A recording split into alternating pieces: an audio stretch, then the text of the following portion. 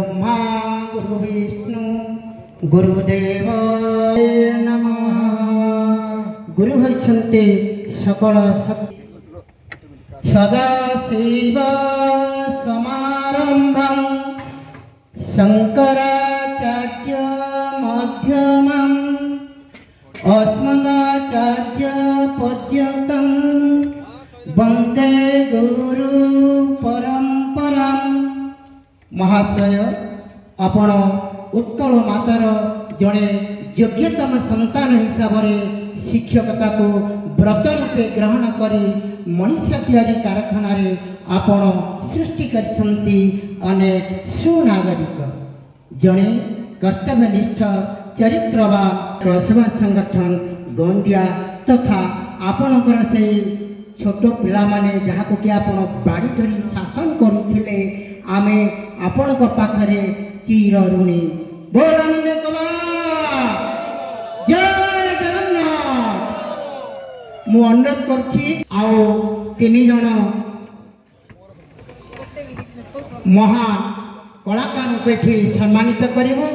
तेणु परे परे सम्मानित पर्व आम ये कर सारा मु सभापति को कहबी से भाषण रखा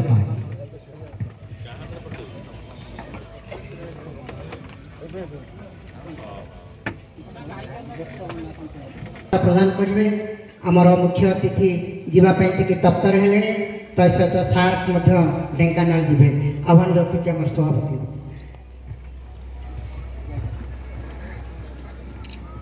जय जगन्नाथ। आज आंचलिक सेवा संगठन भाग्य थे करीमु श्रीक्षेत्र दर्शन त्रयोदशतम वार्षिक उत्सव। जगन्नाथ को प्रथम मोर मथापाति नमस्कार जनाऊँ मुंडिया मार्ची।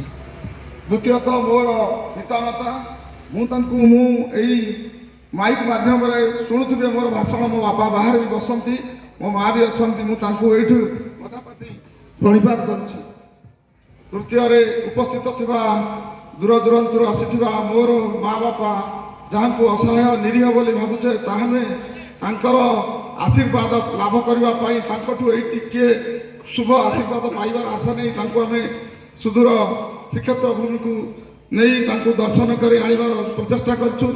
तेणु मुझे प्रणिपात करुच्ची। मंचरे उपस्थित थिबा आमर मुख्य अतिथि श्रीमती अर्चना पुहाण महोदया से जिला परिषद चेयरमैन तांको मु शुभेच्छा एवं शुभकामना जनाऊँगी। उपस्थित अच्छा आमर मुख्य वक्ता डॉक्टर बनमाली दास बाबद जी जानी सी जड़े कर्तव्यनिष्ठ सेवा मनोवृत्ति भाव जड़े सेवारे प्रतिष्ठित व्यक्ति।